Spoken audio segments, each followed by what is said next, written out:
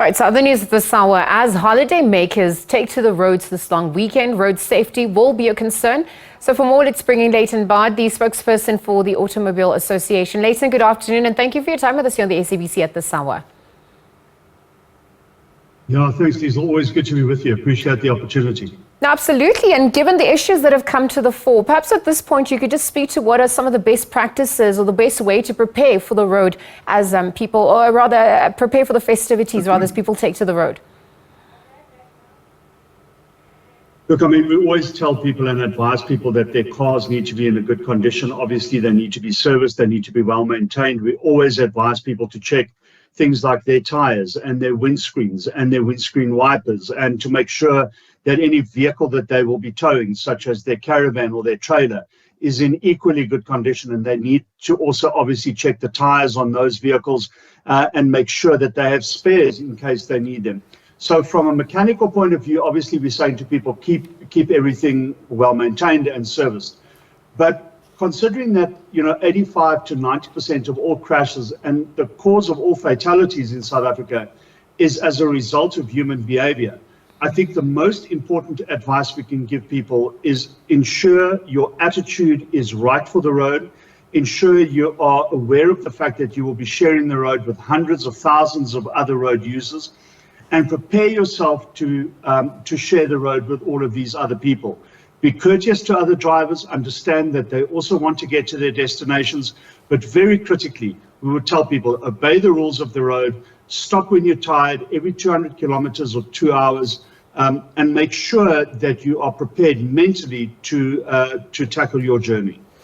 Layton, thank you for that, because as you shine a spotlight on roads user behavior, I wonder at this point, what are some of the trends emerging that motorists should also be looking out for, given some of the illicit or criminal activities that we've seen over the past few weeks in the country across the roads? Yeah, I mean, obviously, we hear a lot of reports of people being pulled over by fake cops, fake traffic officers. If you're ever in a situation where you are isolated and you don't know if the people who are pulling you off the road are legitimate or not, they may even be in legitimate vehicles, but they may not be legitimate themselves. There's a couple of things that we would advise people. Obviously, monitor social media and things like radio and television to understand if there are any hotspots in the areas that you're going to be traveling to. That's in any case something that you should be doing, just to understand the road conditions of any areas that you're going to be going into. Obviously, keep a cell phone handy. Don't use it while you're driving, but keep it handy. Things like panic buttons, like the AA's remit device, which you push and you can deploy armed response to your location, is obviously very good to have as well. But if you are in any doubt as to the legality or the legitimacy of the people who may be pulling you over, you need to go to the nearest area where there are other people. That may be a filling station, it may be a police station, just an area where you feel more comfortable, where there are more people around you and you feel a bit safer. You obviously also need to ensure that you're either deploying personal armed security or contacting them if you need to.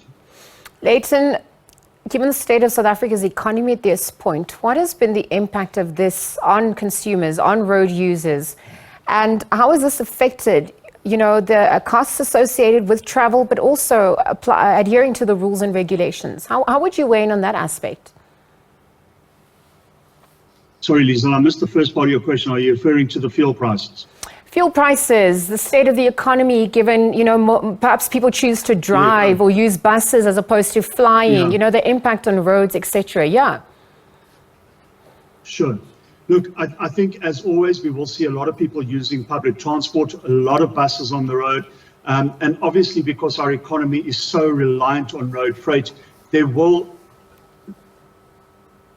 with no doubt, be many hundreds of thousands of big trucks and tankers on the road at this time. And people need to understand that without these trucks and tankers on the road, we don't get the products that we need to survive. This is how our economy is working at the moment. But certainly, I think the state of the economy and the fact that many people are struggling may mean that people don't go away for as long as they may have wanted to. But I think the fact that we've seen quite significant fuel price decreases over the last couple of months will mean that people will be in a position, if they were to use their vehicles, to actually do that because of the reduced fuel pricing. People may not be going away for a long time. They may not be going to far destinations. But it's been a tough year for very many people. And I think people want to feel that they need a break and that they deserve a break and that they will be on the road. So we do expect the traditional increase in traffic over this period. Despite the economy, it may be that people aren't visiting all the places they want to because they can't afford it, but people are going to attempt to get away for a break in any case. Layton, thank you for your time with us here on the SABC at this hour, weighing in. Layton Beard is a spokesperson for Automobile Association. Really just chatting about holidaymakers who are set to take to the road this long weekend. Perhaps also in the festive period, looking at road safety, looking at road user behavior, look at some of the concerns that are emerging, some of the trends to also look out for, and really how to stay safe during this long weekend, but also for the festive period. Again, thank you to him for joining us at this hour.